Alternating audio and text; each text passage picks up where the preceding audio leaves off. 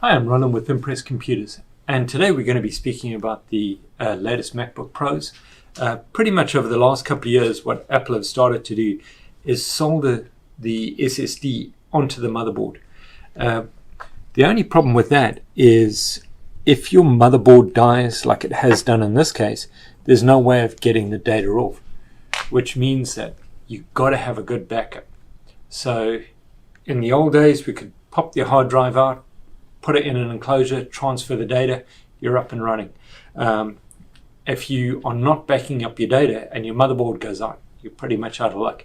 So always make sure if you're getting a MacBook, back up your data. And if you don't want to spend the money on a MacBook, you can always get a good Windows-based laptop at a much cheaper price. And with any of those, you can remove the hard drive. Give us a call, 281-647-9977.